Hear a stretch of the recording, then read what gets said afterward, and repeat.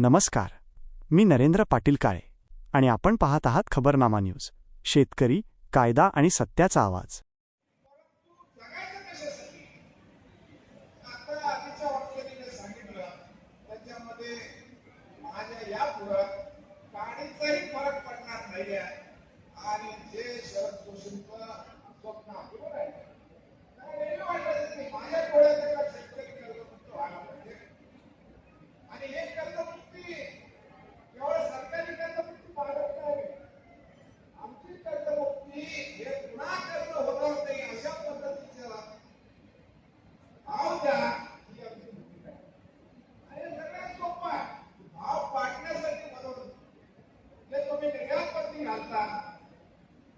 आवश्यक वस्तूंचा कायदा 1955 निर्माण केलेला तोच कायदा दोन्ही पण चालवत आहे आणि आज आत्महत्या होत आहे. एक पक्ष आता जबाबदार नाही आहे. या देशातले सगळे राजकीय पक्ष हे उद्योगपतींनी खिशात घालते हे स्पष्ट सांगतो. आता साखरेवर काहीतरी कमी झाली. आज आगरवरच्या 2 नंबरच्या पारातून माहिती आहे. त्याच्यामध्ये सरकारला सांगितलंय की तुम्हाला गरिबासाठी जे तुम्ही सांगताय आम्ही साखर निर्यात बंदी घातल्याने स्वस्त केली आहे खोटा. गरिबाला जी साखर लागते त्याची सगळी आकडेवारी काढली 20%. 100 कोटी साखर तयार झाली तर त्याच्यामध्ये 20 कोटी साखर ही तुमच्या माझ्या खाण्यामध्ये जाते आणि 80 कोटी साखर ही औद्योगिक तोटामध्ये जाते, औद्योगिकरणासाठी जाते. पण त्याच्यात मेवा मिठाई असेल, औषधं असतील, दारूगोळा असेल, अनेक ठिकाणी साखर वापरली जाते आणि या सर्वांच्या औद्योगिकरणामध्ये जी साखर वापरली जाते की आपला माल प्रचंड भाव पेढ्यामध्ये साखर असते 400 रुपये किलोने पेढे विकले जातात. तिथं अर्धा किलो साखर 200 रुपये विकतो. आमचं त्याला मिळत नाही. पण त्याला साखर स्वस्त मिळावी म्हणून गरिबाचं नाव पुढे करून साखरेचे भाव पाडले जातात. त्याच्याऐवजी सरकारला आम्ही सूचना केली 20% साखर त्याला मोफत द्यायला तयार आहे. शेतकरी म्हणून मी सांगतो की लोकांना लागणारी देशातल्या समर्थ खाण्यापिण्यासाठी जी साखर लागते ती 20% साखर आम्ही मोफत फुकट द्यायला तयार आहे. की तुम्ही स्वस्त धान्याच्या दुकानात वाटा. पण उरलेल्या 80% तुम्ही जर 80 रुपये दर लावला तर 1 टन ऊसामध्ये आज 300 किलो साखर तयार होते. 80 किलो साखर 80 रुपयाने जर का 150 किलो साखर तयार झाली त्यातले 30 किलो म्हणजे 20% बाजूला काढली फुकट केली तर उरलेल्या 120 किलोला तुम्ही आम्हाला 80 रुपयाचा भाव द्या. एका टनाला 9,600 रुपये तुम्हाला मिळत आहे. काय त्यात अडचण नाही पण आमचं कोणी ऐकत नाही आणि म्हणून ही परिस्थिती तयार झालेली आहे की जास्त वेळ घेत नाही. एवढंच सांगतो हे जे आमचं अपुरं काम राहिलेलं आहे ते जीव असेपर्यंत आणि शेवटच्या श्वासापर्यंत आम्ही चालू ठेवणार आहे. हेच तुम्हाला सांगतो. तुम्ही साथ द्या एवढंच बोलतो आणि माझं 2 मिनिटाचं भाषण संपवतो. तुम्ही पुन्हा एकदा त्याच्यासाठी आला की आपण मी आपला सर्वांचे आभार मानतो आणि थांबतो. धन्यवाद.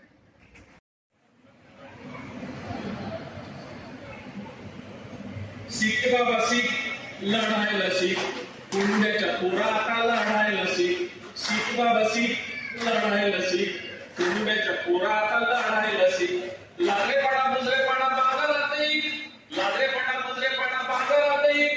एवढं पप्पाशी बाबा खाऊ नको इकडं आता लढायला शिक. माग माग नको पुढं सररायला शिक, माग माग नको पुढं सररायला शिक. आत्महत्या नको हत्या करायला शिक बाबा लढायला शिक. शिक बाबा शिक, लढायला शिक, कुंड्याच्या पोरा आता लढायला शिक, कुंड्याच्या पोरा आता लढायला शिक. कोट्यावधी कर्ज घेतली दलालाची पोरं, कोट्यावधी कर्ज घेतली दलालाची पोरं, जुळवली त्याचं कधी खरेदी न बोल बाबा पुरवायला शिक. शिक बाबा शिक, पुरवायला शिक. घेतली कर्ज सारी पुरवायला शिक बाबा लढायला शिक. शिक बाबा शिक, लढायला शिक, कुंड्याच्या पोरा आता लढायला शिक.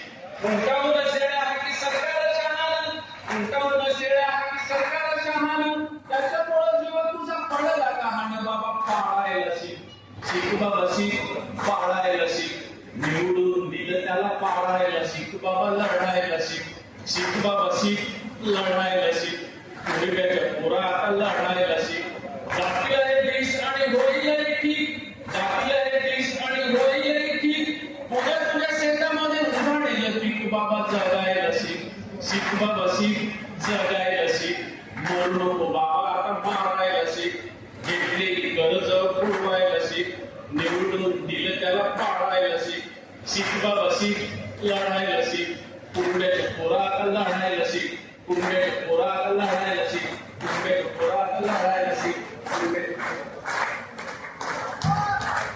माननीय सदस्य आणि बंधू भगिनी, बराच वेळ कार्यक्रम चालू आहे आणि आता इंद्रजित भालेराव यांच्या कवितेनंतर शब्दात सांगण्यासारखं काही जास्त राहिले असं मला वाटतं. कारण कविता जे सांगू शकते ते 2 तासाचं वाचनही सांगू शकत नाही, स्पष्ट करू शकत नाही. आणि म्हणून शेतकऱ्याच्या अवस्थेबद्दल आयुष्यभर ज्यांनी संघर्षाचा लढा दिला त्या रघुनाथ दादांना त्यांच्या अमृत महोत्सवाच्या निमित्तानं आपल्या सर्वांच्या वतीनं मी मनपूर्वक शुभेच्छा देतो. आज 17 मेला त्यांचा वाढदिवस आहे आणि महाराष्ट्रातून कानाकोपऱ्यातून त्यांनी त्यांच्याशी काम केलं असे असंख्य सहकारी त्यांचे आज या ठिकाणी एकत्रित झालेले. मगाचपासून आपण सगळ्यांनी रघुनाथ दादा कोणत्या परिस्थितीत काम करत होते याची माहिती सगळ्यांनाच माझ्या आधीच्या सर्व वक्त्यांनी दिली. रघुनाथ दादांचे सर्वच विचार आम्हाला पटतात असं नाही, पण आपला माणूस आहे, आपल्यातला माणूस आहे आणि शेतकऱ्यांच्या हिताचा विचार सातत्याने करतो आणि हा सगळ्या शेतकरी नेत्यांच्यात सगळ्यात प्रामाणिक नेता आहे याची खात्री असल्यामुळे आमचं त्याच्यावर मॅनेज होणाऱ्या नेत्यापैकी रघुनाथ दादा आहे. क्या बात. मगाशी दिलीप तात्यांनी सांगितलं त्याप्रमाणे दिल्लीला एकदा मनमोहन सिंगांनी मीटिंग बोलवली होती. त्यावेळी मला वाटतं विलासराव देशमुख आम्ही 5-6 जण शेतकरी संघटनेचे म्हणून 2-4 नेते त्यात रघुनाथ दादा पण आलेले होते. मनमोहन सिंगांच्याकडे तेव्हा ऊसाच्या संदर्भात ऊसाच्या लागवडीच्या पासून ऊस काढेपर्यंत साखरेच्या दरापासून एक्सपोर्ट करेपर्यंत जी अतिशय अभ्यासपूर्ण भूमिका महाराष्ट्रातल्या शेतकऱ्यांकडून मांडली ती फक्त आणि फक्त इतर कुणी नाही, फक्त आणि फक्त रघुनाथ दादांनी मांडली, जी लक्षद्वीप मनमोहन सिंगांनी आहे. मी परत आल्यावर दिलीप तात्यांना म्हटलं आपला माणूस एवढा मोठा आणि हुशार आहे, बाकीच्या कोणाचाच घास नाही, एवढी उत्तम शेतकऱ्यांची बाजू रघुनाथ दादा मांडू शकतात. आणि म्हणून त्यांच्या सन्मानासाठी येत असताना आम्हा सर्वांना साखराच्या वायवे तालुक्यातल्या आम्हा सगळ्यांना अभिमान आहे की शेतकऱ्यांना शरद जोशींच्या नंतर प्रामाणिकपणाने शेतकऱ्यांचं नेतृत्व करणारा नेता म्हणून रघुनाथ दादांच्या रूपाने नेतृत्व मिळालेलं आहे. आज 75 वर्षाचं आयुष्य आहे, पण मला अतिशय आनंद आहे की त्यांच्याकडे बघितल्यावर ते 75 वर्षाचे आहेत असं काही वाटत नाही. हा एक सगळ्यात चांगला भाग आहे आणि त्यांनी आपल्या राजकारणाचा डायलॉग तुम्हाला म्हणून दाखवला, जिंदगी लंबी होनी चाहिए ना लंबी होनी चाहिए लेकिन वो बड़ी होनी चाहिए.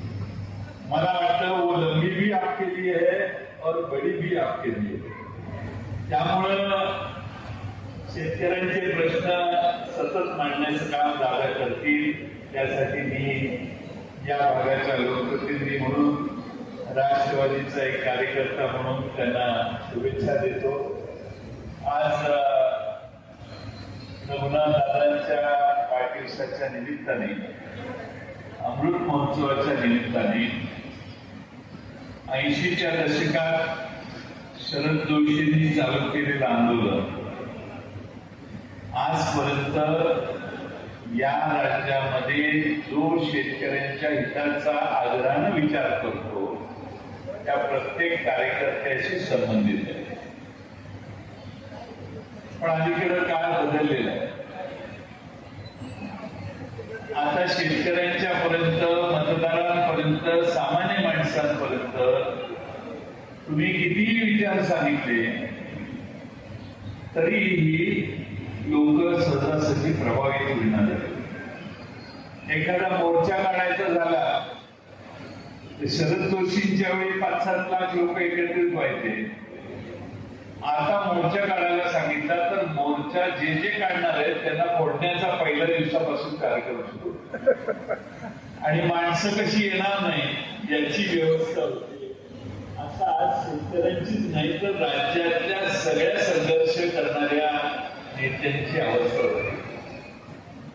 आणि सगळ्यात मोठा प्रभाव हा अर्थकारणाचा आहे ते आपल्याला लक्षात यायला पाहिजे. कोणतीही संघटना ताकदीनं फळफळू लागते त्याच्या मागं आर्थिक बेस असेल.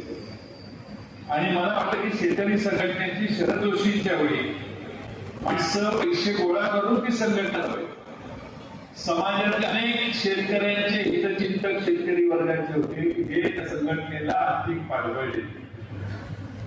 आज ती प्रवृत्ती समाजातनं फार कमी झाली आणि त्यामुळं या राज्यामध्ये आणि देशामध्ये शेतकऱ्यांचे प्रश्न मांडण्यास जर कोणी दुजावलं तर त्यांच्या समोर सगळ्यात मोठा आदर्श घटनेचा एक नमुना आपल्या समोर आहे. दिल्लीला लाखो शेतकऱ्यांनी वेढा घातला, 500 शेतकऱ्यांचा मृत्यू झाला, पण दिल्ली स्वराने शेतकऱ्यांच्या मागण्या मान्य केल्या नाही.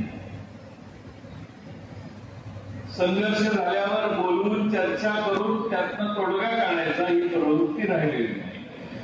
कोणाला देशामध्ये काहीही आंदोलन करायचं असेल तर करू दे, आमचं कोणी वापर करू शकत नाही ही मानसिकता असणाऱ्यांच्या हातात आज देशाची सत्ता आहे. आणि म्हणून शेतकऱ्यांचंच नाही तर कामगारांचं देखील बळ आता कमी झालं. लाल बहादूर शास्त्रींच्या वेळी घोषणा होती जय जवान जय किसान. त्यातला जय किसान नावाचा जो घटक आहे तोही दुबळा झाला आणि देशातला कामगार वर्ग देखील आज कमकुवत व्हायला लागले. देशाच्या कामगार कायद्यामध्ये अचानक अनेक बदल झाले. जरा काममात्रा बदलली तर कॉम्रेड दांगेच्या वेळी मुंबईमध्ये चालायला घराच्या बाहेर उतरायला जागा नसायची, एवढे मोठे मोर्चे निघायचे. आज सगळा कायद्या बदलला. कामगारांची संख्या 200च्या आत असेल तर आघाडी युनियन करू शकत नाही वगैरे असे कायदे झाले तरी देशात खूप सुरू नाही. त्यामुळं संघर्ष करणाऱ्यांना देखील मानसिक बळ देणं हे फार महत्वाचं आहे. आणि त्यातून आजचा हा कार्यक्रम तुम्हा सर्वांच्या दृष्टीने अतिशय आवश्यक ठरतो. आणि म्हणून दादांची कदाचित इच्छा नसेल अमृत महोत्सवाचा कार्यक्रम करायचा, या अमृत महोत्सवाने महाराष्ट्रामध्ये संघर्ष करणाऱ्या प्रत्येकाच्या मागे समाज उभा राहू इच्छितो हे चित्र जाणं आवश्यक होतं. आणि म्हणून दादा आम्ही सगळेच इथं बसलेल्या शेवटच्या माणसापर्यंत सगळे आम्ही तुमच्या मागे आहोत ही भूमिका आज या ठिकाणी स्पष्ट करणं आवश्यक आहे. एक महिनाभर थांबला तर आज 1,96,000 मिळतोय तर 100 रुपयाला मिळाले. आमचा हा तुमच्याशी वाद आहे, काही काही करू नये. पेट्रोल 120-130 रुपयाला जाईल. आता मी मोबाईलमध्ये बघत होतो, वाशीला अकोला नाका म्हणून जागा आहे, तिथल्या पेट्रोल पंपावर पेट्रोल डिझेल घ्यायला लोकांची रांग लागली आहे. कॅन घेऊन लोक पेट्रोल पंपावर आले आहेत आणि त्या कॅननं एकमेकाला मारतायत पेट्रोल डिझेल भरण्यासाठी भांडण.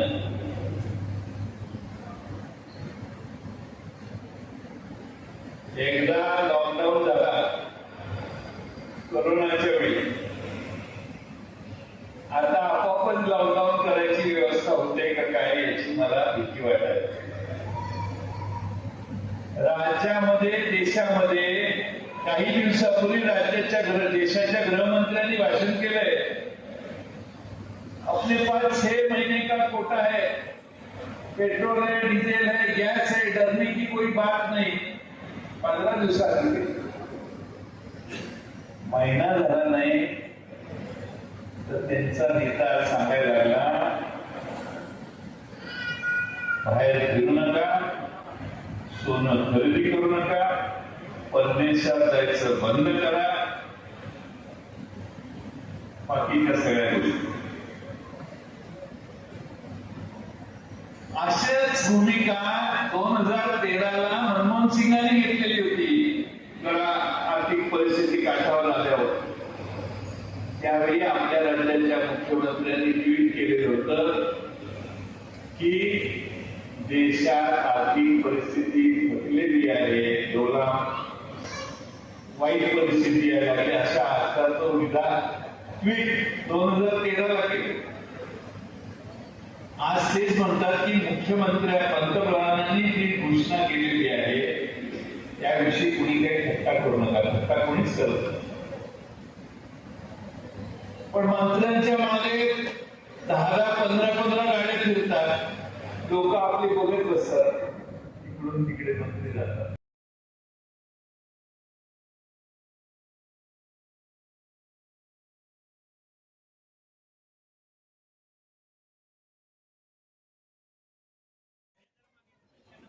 त्याचा विदर्भाचे प्रमुख लक्ष्मीकांत कौटकर यांनी पुष्पहार त्या एसटीबीटी तंत्राचं बियाणं वापरून जो कापूस तयार झाला त्याचा हार करून त्यांनी आणलेला आहे. तो हार हरिशेठ खासदार मानेसाहेब आणि आमदार जयंत पाटील यांच्या उपस्थितीमध्ये नाना पुण्यात तुम्ही नाना हो नाना पुण्यात अर्पण केला जात आहे.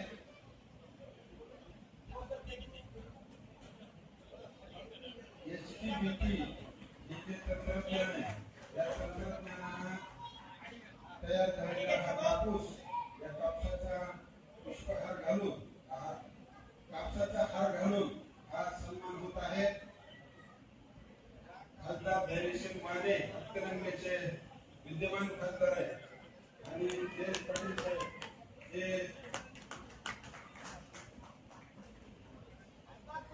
गावगाव मतदारसंघाचे आमदार आहेत, राष्ट्रवादी काँग्रेस पार्टीचे माजी प्रदेशाध्यक्ष आहेत. तर शेतकरी संघटनेची जी स्थापना केली शरद जोशींनी, ती छत्रपती शिवाजी महाराज, क्रांतिसिंह नाना पाटील यांच्या विचारावर शरद जोशींनी शेतकरी संघटनेची स्थापना केली आणि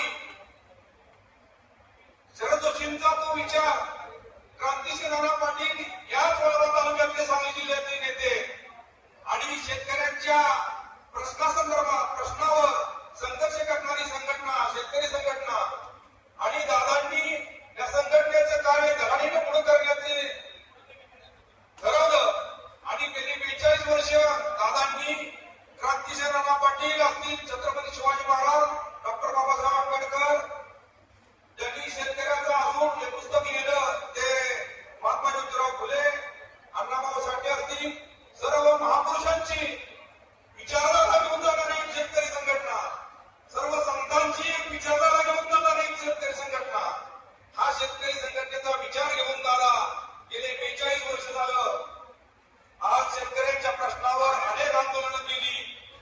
ऊस आंदोलनाचं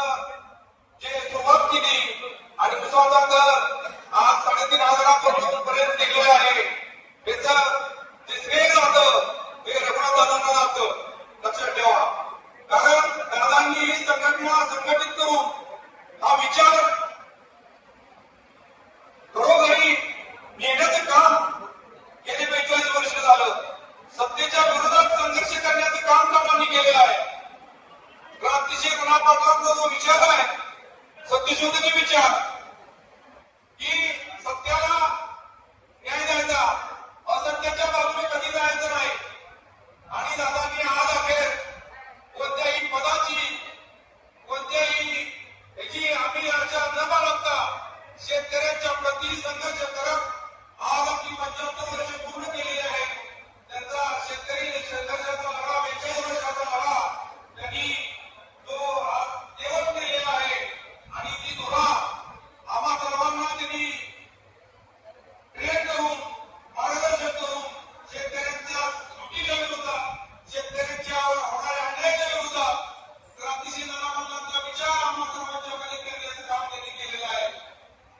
दादा, तुम्ही आज 75 वर्ष पूर्ण केली, परंतु आज एखाद्या 20 वर्षाच्या तरुणाला लागेल असं तुमचं काम कार्य आजही तुम्ही देशाच्या सर्व राज्यामध्ये, आज प्रत्येक भाषेमध्ये शेतकऱ्यांच्या लुटीविरुद्ध, तिथल्या प्रस्थापित सरकारच्या विरुद्ध तुम्ही आवाज उठवण्याचं काम करता. तिथे जाऊन लोकांना संघटित करता. प्रत्येक राज्यातल्या शेतकऱ्यांचे प्रश्न वेगवेगळे इथे उपस्थित असलेल्या सगळ्यांना माझी विनंती आहे की हा गौरव फक्त आपण जाताना हे घेऊन जा. म्हणजे एका चळवळीचं छोट्याशा वृक्षापासून एका मोठ्या वृक्षात रूपांतरण होत असतानाचा सगळा प्रवास या गौरवामध्ये आपल्याला दिसेल.